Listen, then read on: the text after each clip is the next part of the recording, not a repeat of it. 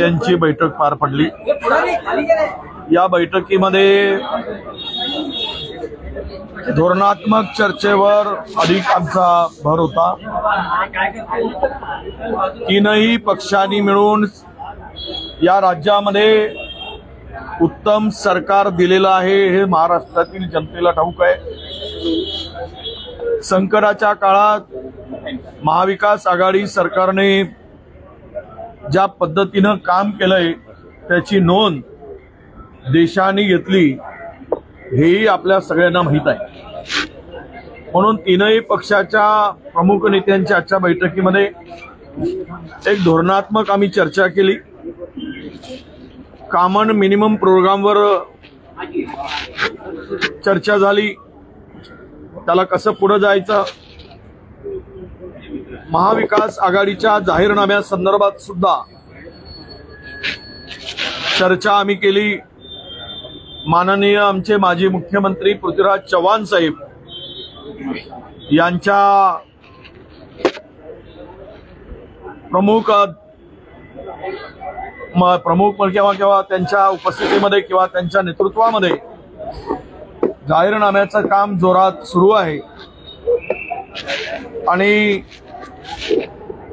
या सगळ्यामध्ये ही चर्चा झाल्यानंतर 16 तारखेला षण्मुखानंद हॉलमध्ये तीनही पक्षाच्या प्रमुख नेत्यांची पदाधिकाऱ्यांचा मेळावा राज्यस्तरीय मेळाव्याचं आयोजन 16 ऑगस्टला षण्मुखानंद सभागृहामध्ये आयोजित केलेला आहे। याबरोबरच आम्ही 20 तारखेला ऑगस्टला स्वर्गीय माजी पंतप्रधान राजीवजी गांधी यांच्या जयंतीनिमित्त माननीय आमचे नेते राहुलजी गांधी येणार आहेत। त्यांच्या उपस्थितीमध्ये राज्यव्यापी बैठकीचा आणि मोठ्या रॅलीचं आयोजनही आम्ही केलेलं आहे। याही कार्यक्रमामध्ये मान्यवर नेत्यांनी उपस्थित राहावं अशी विनंती सुद्धा आम्ही केलेली आहे। या 16 तारखेचा कार्यक्रम हा अत्यंत महाराष्ट्रातील शेवटच्या जिल्ह्यातील तीनही पक्षाचे प्रमुख त्या मेळाव्याला उपस्थित राहतील। एक उत्तम सरकार देण्याच्या दृष्टीनं त्याचा शुभारंभ महाराष्ट्रामध्ये षण्मुखानंद सभागृहामध्ये त्या रॅलीने होणार आहे। आजची चर्चा अत्यंत एक महाविकास आघाडीचं सरकार आणण्याच्या दृष्टीनं तीनही पक्षाच्या प्रमुख नेत्यांनी सकारात्मक चर्चा घडवून आणली आणि त्या चर्चेतून तीनही पक्ष मिळून या महाभ्रष्टाचारी सरकारला सत्तेतून हाकलून द्यायचं। पूर्वी एक नारा दिला होता, कुठे नेऊन ठेवलाय महाराष्ट्र माझा, आता कुठे नेऊन ठेवलाय महाराष्ट्राला, गहाण ठेवलाय गुजरातला। आणि सर्व ही मिंदे कंपनी या राज्याला गुजरातकडे गहाण ठेवण्याचं काम जे सुरू झालेलं आहे, टक्केवारी प्रचंड वाढली आहे।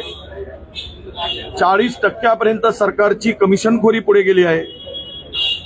अशा स्थितीमध्ये जनता वैतागली आहे। निवडणुकांची वाट जनता बघते आहे आणि या महापापी महाभ्रष्टाचारी सरकारला कसं सत्तेतून घालवू याची वाट बघते आहे। आणि त्याच पार्श्वभूमीवर आजची झालेली बैठक अत्यंत महत्त्वपूर्ण बैठक होती, महत्त्वाची बैठक होती। धोरणात्मक चर्चा झाली, एकूणच जाहीरनाम्यावर चर्चा झाली, मिनिमम प्रोग्रामवर सुद्धा चर्चा झाली आणि पुढची बैठक लवकरच घेण्याचं आम्ही ठरवलं आहे। संसदीय महाविकास आघाड़ी में बैठक में क्या मराठी हो जाए। देखिए, आज की बैठक में तीनों पार्टी महाविकास आघाड़ी के नेताओं की उपस्थिति थी। हमने आज इस बैठक में तीनों पार्टियों ने साथ में महाविकास आघाड़ी सरकार के मिनिमम प्रोग्राम को लेकर, मैनिफेस्टो को लेकर और इसी के साथ हमने कुछ एक फार्मूला और धोरण बनाकर आगे बढ़ने के लिए चर्चा की और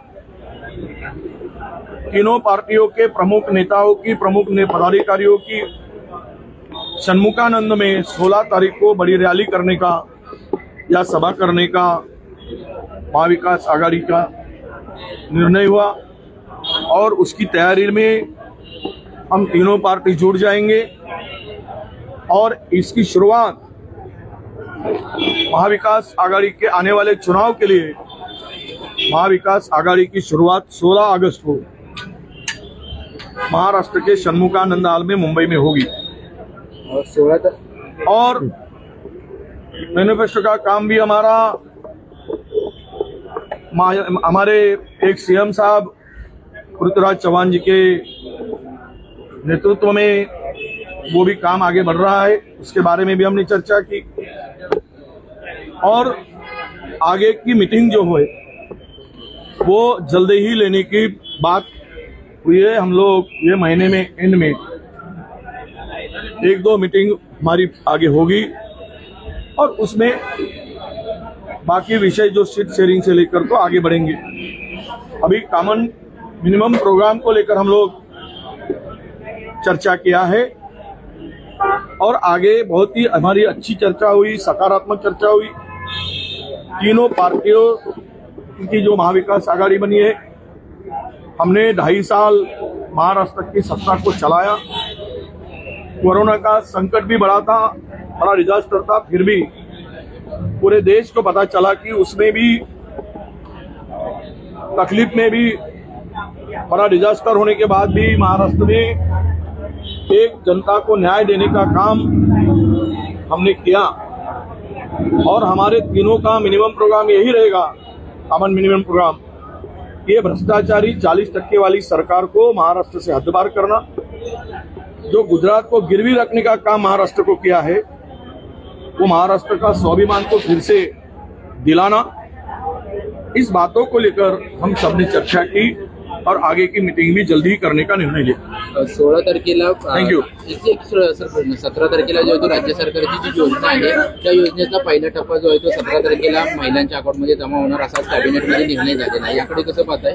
नाही, देखिए, नाही, यामध्ये लाडकी बहिणा यावर लोकांना माहीत आहे, कारण लोकसभेमध्ये लोकांनी यांची चांगली जिरवली आणि महाभ्रष्टाचारी सरकारला सत्तेतून हाकलायचा निर्णय घेतल्यामुळे अशा काही लोकप्रिय योजना आणून त्यामधून मताची बेदागी करता येईल का असा केविलवाणा प्रयत्न यांचा सुरू आहे। आम्ही म्हणणार नाही, पण आम्ही पाहिलं आहे की मध्य प्रदेशामध्ये अशी योजना आणली आणि 2 महिन्यामध्ये ती योजना गुंडाळली गेली। आजही या योजनेसाठी बजेटला हेड नाही, इतर विभागाचे पैसे वळती करून कट करून या योजनेवर खर्च करण्याचा प्रयत्न सरकार करते आहे, पण आम्ही मात्र महिलांना सन्मानानं उभं करण्याचं काम करायचा निर्णय घेतलाय आणि त्यासाठी यापेक्षा अधिकची मदत, कारण महागाई प्रचंड वाढली, गरीब आणि सामान्य माणसाचं कुटुंब चालवणं फार अडचणीचं ठरलंय, कुटुंबाचं बजेट बिघडवलंय, अशा वेळेस त्या महिलांना आधार देण्याचं काम आम्ही नक्कीच करणार आहोत। परंतु या योजनेमध्ये एकीकडे 35% 40% इलेक्ट्रिक बिल वाढवून ज्यांच्या घरामध्ये 1 फॅन आणि 2 लाईट जळतात, बल्ब जळतात, लावली जातात, त्यांना मात्र 1000 रुपये प्रतिमाह अधिकचा इलेक्ट्रिकचं बिल आता यायला सुरुवात झाली आहे। आणि याचाच अर्थ असा आहे की महागाई वाढवून महिलांना जेरीस आणायचा आणि निवडणुकीच्या तोंडावर लोकप्रिय योजना आणून मतं मिळवण्याचा केविलवाणा प्रयत्न करायचा, याला जनता बळी पडणार नाही, महिला माझ्या भगिनी बळी पडणार नाही. कारण 15,000च्या अधिक मुली महाराष्ट्रात बेपत्ता आहेत. महिलावरील अत्याचारामध्ये महाराष्ट्र आता देशामध्ये दुसऱ्या क्रमांकावर आलेला आहे. अशा स्थितीमध्ये महिलांच्या संरक्षणाची हमी हीच खऱ्या अर्थानं बहिणीच्या साठी लाभदायी आहे. परंतु सरकारने जे काही निर्णय घेतलाय त्याला जनता योग्य उत्तर देईल. कारण महाभ्रष्टाचारी 40% कमिशनखोर सरकारला सत्तेतून घालवायचा निर्णय जनतेने आधीच घेतला.